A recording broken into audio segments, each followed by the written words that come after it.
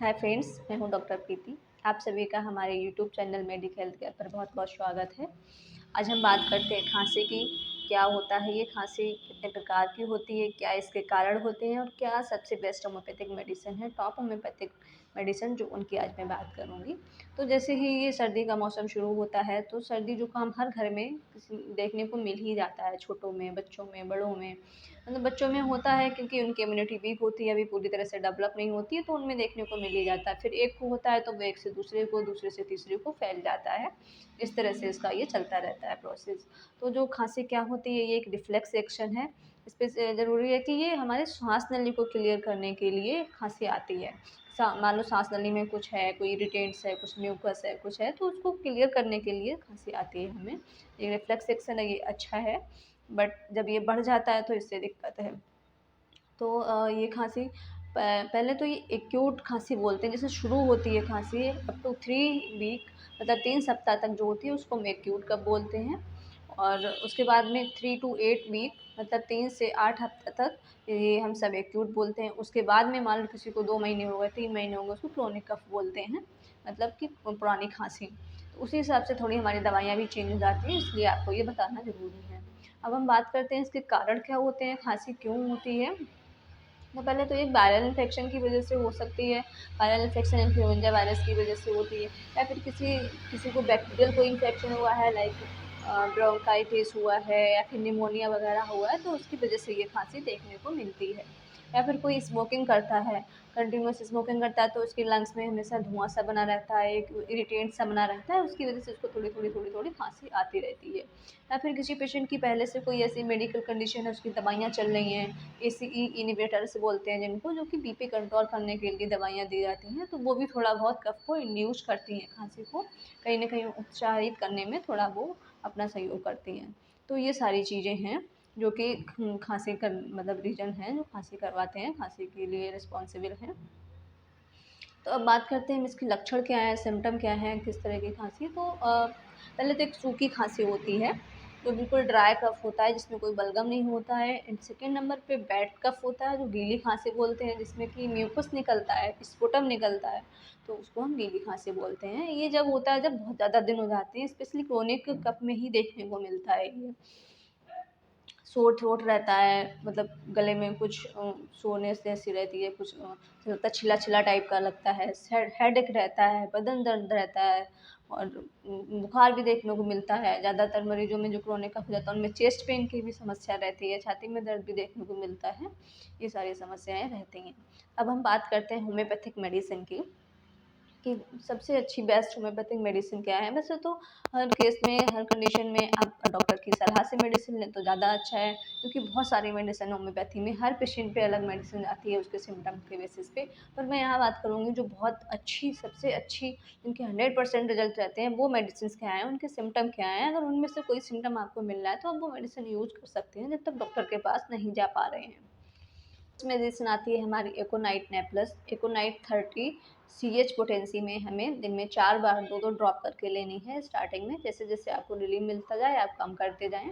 आप सप्ताह भर यूज करिए, आपको यकीन मानिए, आपको इसमें बिल्कुल 100% रिजल्ट मिलेगा। तो इसमें क्या सिम्टम होते हैं, कब आपको एकोनाइट लेनी है। पहली बात तो ये आपको स्टार्टिंग फेज में लेनी है, जैसे ही आपको खांसी शुरू होती है। जैसे कि आप अब एकदम बिल्कुल ठीक थे, आप जैसे ही अभी घर से बाहर गए, थोड़ी सी ठंडी हवा लगी, हवा का झोंका लगा, तो आप एकदम से, आपको नाक से पानी आना शुरू हो गया, छींकें आना शुरू हो गई, बुखार आ गया, सिर में दर्द, बदन दर्द, इस टाइप की जो एकदम सडन ऑनसेट होती हैं। और इस टाइप की कंडीशन है आपको, जो सडन ऑनसेट टेम्परेचर चेंज होता है, जैसे कि आप अंदर थे, अभी हीटर में थे, एकदम बाहर गए, ठंडी हवा लग गई, उसकी वजह से एकदम जो कंडीशन चेंज होती हैं, जो भी सर्दी जुकाम खांसी होता है, तो आपको एकोनाइट 30 लीजिए, ये बहुत अच्छी मेडिसिन है। एंड सेकेंड मेडिसिन है हमारी फेरम फॉस 6X। इसकी की 4 टैबलेट पानी में घोल के या डायरेक्टली आप ले सकते हैं, दिन में 3 बार लीजिए, सुबह दोपहर शाम। ये मेडिसिन है आपकी एकोनाइट, मतलब फर्स्ट स्टेज में। उसके बाद में जो स्टेज आती है कंजेशन की, सेकेंड स्टेज में, तो उस टाइम पे, जैसे कि आपको बहुत ज़्यादा इसमें छाती में कंजेशन हो गया है, बहुत हेडेक हो गया है, बहुत बदन दर्द हो गया है, फीवर रहने लगा है, मतलब कंडीशन थोड़ी सी वर्ष हो गई है, थोड़ा सा बढ़ गया है, उस टाइप में, उस समय पे आपको फेरम फॉस यूज़ करनी है। अब बात करते हैं नंबर 3 मेडिसिन आर्सेनिक एल्बम, जो कि बहुत ही अच्छी दवा है सर्दी जुकाम बुखार की।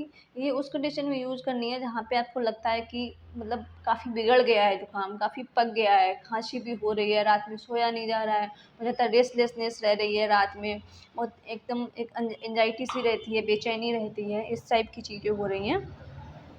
तो फिर आपको जो है वो आर्सेनिक एल्बम लेनी है।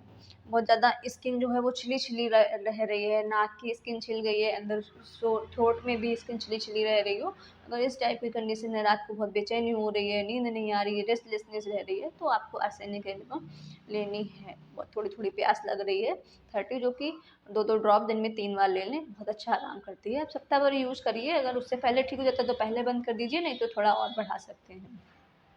अब हम बात करते हैं कि क्रोनिक कफ अगर हो गया हो, आपने स्टार्टिंग के डेज में आपने नहीं ध्यान दिया हो, नहीं ले पाए किसी वजह से मेडिसिन, ठीक हो जाएगा या जो भी कंडीशन रही हो, अगर आपको क्रोनिक कफ हो गया है तो आप क्या करेंगे, तो कौन सी मेडिसिन लेंगे? तो फर्स्ट मेडिसिन है हमारी एंटीम टार्ट 30, 2 ड्रॉप करके दिन में 3 बार यूज़ कीजिए। ये थोड़ी सी चलेगी, सप्ताह भर तो लीजिए, थोड़ा ज़्यादा भी चल सकती है, depend on your body and symptom. तो इसमें क्या रहता है, मरीज को लगता है कि हमारे जो लंग्स हैं, जो छाती है, उसमें बहुत ज़्यादा म्यूकस भरा हुआ है, बहुत जकड़न हो रही है, थोड़ा सा निकल जाए तो शायद आराम मिल जाए।